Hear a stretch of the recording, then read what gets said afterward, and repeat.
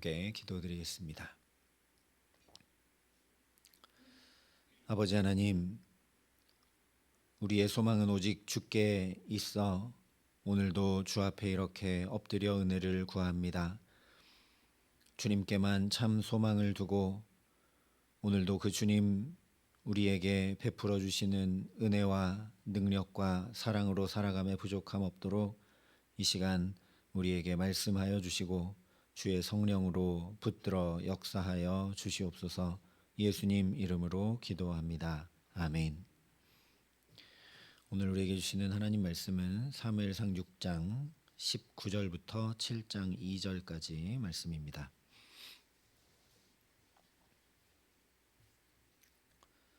사무엘상 6장 19절부터 7장 2절까지 말씀을 봉독해 드리겠습니다. 하나님의 말씀입니다. 벳세메스 사람들이 여호와의 궤를 들여다본 까닭에 그들을 치사 5만 70명을 죽이신지라. 여호와께서 백성을 쳐서 크게 살육하셨으므로 백성이 슬피 울었더라. 벳세메스 사람들이 이르되 이 거룩하신 하나님 여호와 앞에 누가 능히 서리요? 그를 우리에게서 누구에게로 올라가시게 할까 하고 전령들을 기럇 여아림 주민에게 보내어 이르되 블레셋 사람들이 여호와의 궤를 도로 가져왔으니 너희는 내려와서 그것을 너희에게로 옮겨가라. 기럇 여아림 사람들이 와서 여호와의 궤를 옮겨 산에 사는 아비나답의 집에 들여놓고 그의 아들 엘리야사를 거룩하게 구별하여 여호와의 궤를 지키게 하였더니 궤가 기럇 여아림에 들어간 날부터 20년 동안 오래 있은지라. 이스라엘 온 족속이 여호와를 사모하니라. 아멘. 오늘 말씀을 보면 두 가지 궁금한 점이 생기게 됩니다. 하나는 하나님께서 왜 벳세메스 사람들을 크게 쳐서 살육하셨는가? 그리고 또 하나는 왜 벳세메스 사람들은 기럇 여아림 사람들에게 언약궤를 가져가라 했는가 하는 것입니다. 이스라엘은 성물인 언약궤를 함부로 대한 일에 대해서 지난 7개월 동안 가슴 아파하지도 않고 통회하지도 않았습니다.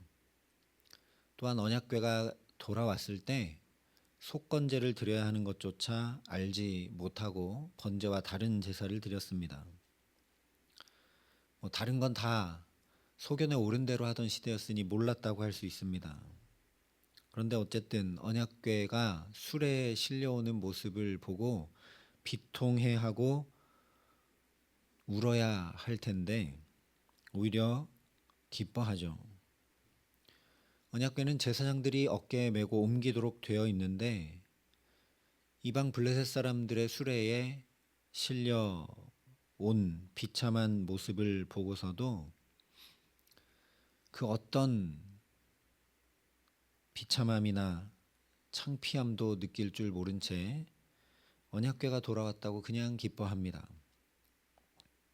심지어 그것을 보고 신기해하며 구경하기까지 했죠. 원래 언약궤는 지성소 안에 있기 때문에 대제사장이 1년에 한 번 아주 정결하게 하고 그 언약궤 앞에 나아가서 온 백성의 죄를 대신하여 속죄하는 것인데, 그러니까 함부로 언약궤 앞에 가까이 갈 수 없으므로 두려워하고 경외해야 하는데도 불구하고 마치 동물원의 원숭이 구경하듯이 신기하게 바라보며 언약궤를 구경했습니다. 이 정도까지 하나님의 백성인데, 하나님께서 어떻게 해야 되는지 다 율법을 통해 알려주신 하나님의 백성인데 이 정도까지 알지 못하고 자기 소견에 오른 대로 행하고 있는 이스라엘인이 하나님이 그냥 내버려 두시면 됩니다. 그러면 하나님 손댈 필요조차 없이 저 이방 족속들처럼 스스로 멸망의 길을 갈 것이기 때문입니다. 그러나 하나님은 이스라엘을 이런 상태 그대로 그냥 두실 수가 없어서 오히려 그들을 열렬히 사모하시기 때문에 가장 강력한 죽음의 경고를 통해서라도 돌이키도록 지금 역사하고 계신 것이라는 말씀입니다. 이런 이스라엘인이 도저히 다른 방법이 없어서 그들 가운데 하나님의 임재를 나타내는 하나님의 임재 자체인 언약궤가 스스로 블레셋으로 나갔다가 7개월 동안 그 블레셋에서 역사를 일으키다가 자기들에게로 돌아오는 이런 모습을 보고서도 하나 달라지지도 않고 깨우칠 줄도 모르는 이런 이스라엘에게 다른 방법이 없어서 인간 편에서 보자면 최후의 수단인 죽음이라도 어쩔 수 없이 사용하셔서 그 우둔한 마음과 영혼을 깨우치셨던 것이죠. 이런 경고를 통해서라도 제발 말씀대로 거룩하게 하나님의 임재 앞에 살아가는 이스라엘이 되기를 바라시는 하나님의 애타는 마음이라는 것입니다. 그래서 일단 하나님의 이런 조처로 인해 이스라엘이 심각한 경고를 받습니다. 20절에 보면 이 거룩하신 하나님 여호와 앞에 누가 능히 서리요 그를 우리에게서 누구에게로 올라가시게 할까 탄식하고 있습니다. 그러니까 이 죽음의 경고 앞에 이스라엘이 좀 돌이키는 것 같고 조금 달라지는 것처럼 보입니다. 그러나 다음 장면을 보면 이것은 그저 죽음의 공포에 떨며 인간적 반응을 보인 것에 불과했다라는 걸 알게 됩니다. 21절에 전령들을 기럇 여아림 주민들에게 보내서 이 하나님의 궤를 가져가라, 옮겨가라 이야기하고 있기 때문입니다. 물론 이것은 기럇 여아림 사람들 외에 하나님의 언약궤를 가져갈 만한 사람들이 없어서입니다. 언약궤를 옮겨야 할, 다루어야 할 제사장들이 지금 다 죽고 없죠. 이 기럇 여아림 사람들은 여호수아 시대에 하나님의 성소에서 종으로 일하게 된 사람들입니다. 그러니까 제사장이 죽고 없어졌으니 성소에서 종으로 일하던 사람들에게라도 이 언약궤를 옮겨가라고 할 수밖에 없는 그런 상황인 거죠. 그러나 조금 더 생각해 보면 이것은 이루 말할 수 없이 처참한 이스라엘의 민낯을 그대로 드러내 보이고 있는 것입니다. 벳세메스에서 5만 70명 또는 70명이 죽게 되자 그 죽음의 공포 때문에 이 언약궤를 자기들 곁에 두고 싶지 않아서 택한 방법이 기럇 여아림 사람들을 불러서 이 언약궤 옮겨가라 한 것이기 때문입니다. 어디서 많이 보던 장면이죠.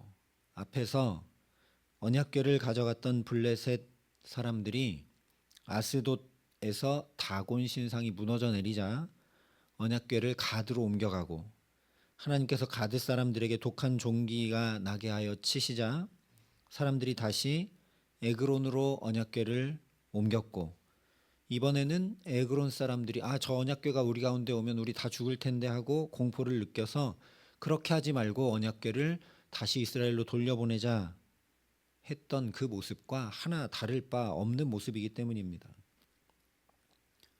즉 이스라엘 백성들 입장에서 나만 피해보지 않으면 남이야 어떻든 상관없다는 마음으로 행했다는 것이죠.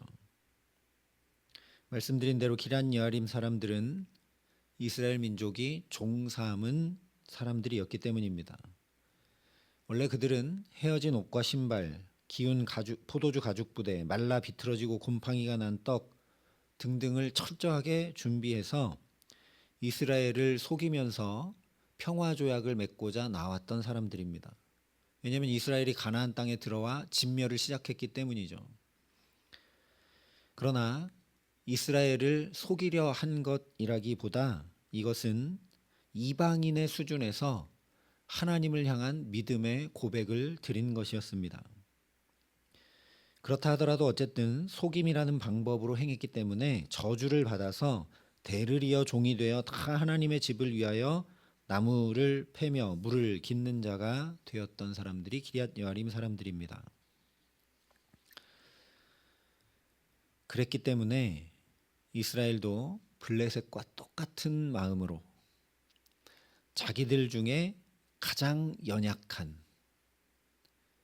그러니까 인간적으로 얘기하면 멸시해도 되고 무시해도 되고 함부로 대해도 될 것 같은 종 기럇 여아림 사람들에게 이 언약궤 가져가라 시킨 거죠. 매우 악한 마음으로 행한 것입니다.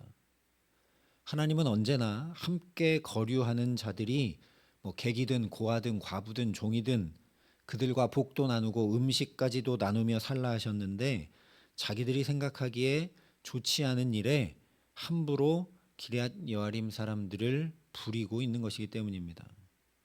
얼마나 하나님에 대해 무지하고 하나님과 상관없이 자기 소견에 옳은 대로 행하며 살았던지, 이렇게 행하는 것이 대체 이스라엘 사람들인지 블레셋 사람들인지 하나 다를 바 없고 구분할 수 없는 그런 상태의 모습이라는 거죠.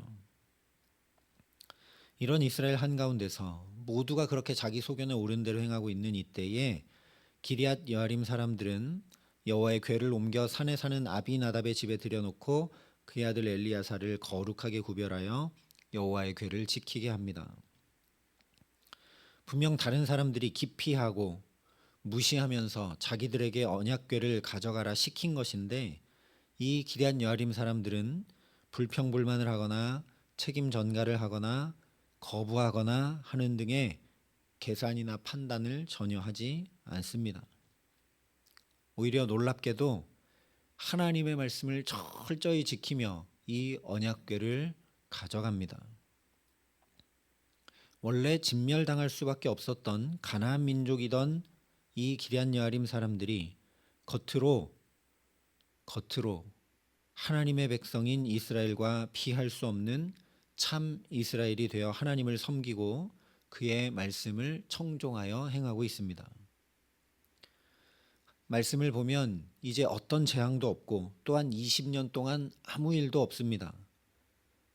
기럇 여아림 사람들은 제사장을 통해 언약궤를 메어 옮겨야 한다는 사실, 또 엘리야사를 거룩히 구별하여 세워 하나님의 언약궤를 지켰다라는 말씀이 이것을 우리에게 증언해 주고 있습니다.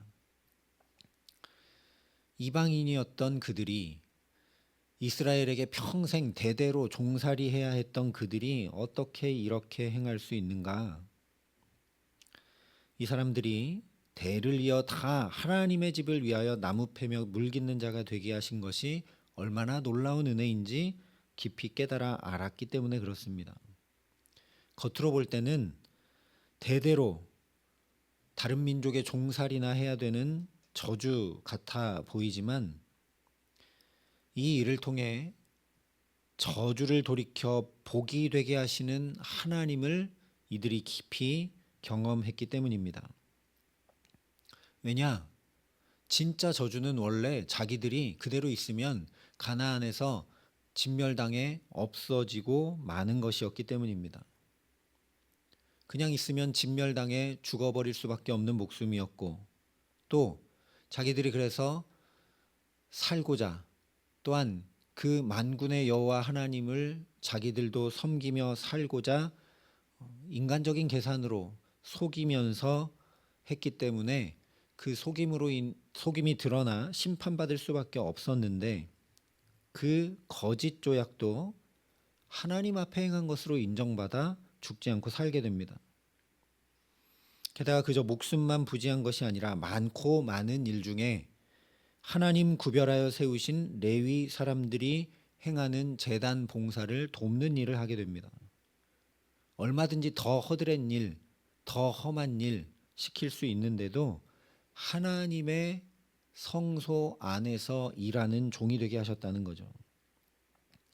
그렇게 레위인들을 도와 제사 드리는 현장에서 일했으니 하나님께서 베푸시는 속죄와 구원의 의미를 늘 제사 드리는 걸 보면서 날마다 자연히 보고 배우는 특권도 이들이 누린 것입니다. 그랬기 때문에 7장 1절에 보면 오늘 언약궤를 어떻게 옮겨야 되는 것이 적합한 일인지, 언약궤를 어디에 두어야 적합한 것인지, 누가 언약궤를 맡을 적합한 사람인지, 언약궤에 아무나 접근하지 못하도록 막고 어떻게 구별하여 지키게 해야 하는지 정확히 알고 행하고 있는 것이죠. 그러니 기럇 여아림 사람들로서는 저주를 받은 것이 아니라 말할 수 없는 영광을 얻은 것입니다. 후에 다윗이 이 언약궤를 다윗성으로 모셔오면서 미갈이 업신여기는데도 불구하고 내가 여호와 앞에서 뛰놀리라 춤추며 찬양했기 때문입니다. 그 은혜가 너무 감사하고 그 영광이 너무나 커서 도저히 춤추지 않을 수 없던 일이 바로 언약궤를 모시는 일입니다. 그런데 그 일에 지금 기럇 여아림 사람들이 쓰임 받고 있다는 것이죠. 뿐만 아니라 이제 입장이 완전히 역전이 되어서 기럇 여아림 사람들이 이스라엘 사람들에게 본이 되고 있습니다. 오히려 이스라엘이 기럇 여아림 사람들이 언약궤를 대하는 자세와 태도, 중심과 방법, 하나님의 말씀을 지켜 준행하는 자가 누리는 영광과 복을 깨우치며 행하게 되었기 때문입니다. 실제 언약궤가 기럇 여아림에 20년 동안 오래 있게 된 이 일로 인해 이스라엘 온 족속이 여호와를 사모하게 되는 바탕이 되었음을 성경이 분명히 말씀해 주고 있습니다. 나중된 자로서 먼저 되고 먼저 된 자로서 나중되리라 하신 말씀 그대로입니다. 그러니 오늘 우리도 교만하거나 다른 이들을 함부로 대하는 일 없이 오직 겸손히 하나님과 동행하게 하시기를 바랍니다. 어떤 행위가 아니라 오직 믿음으로 구원받게 됨을 분명히 알고 말씀을 청종하고 준행하는 일에 힘쓸 수 있기를 간절히 기도합니다. 기럇 여아림 사람들처럼 겸손한 자에게 임해오는 은혜, 세상이 다 어떻게 행하든지 오직 하나님을 붙들고 살아가는 자에게 저주마저도 복과 영광이 되게 하는 놀라운 은혜가 오늘 나의 은혜가 되게 하여 주옵소서 간절히 사모하고 간구하는 저와 여러분 될 수 있기를 바랍니다.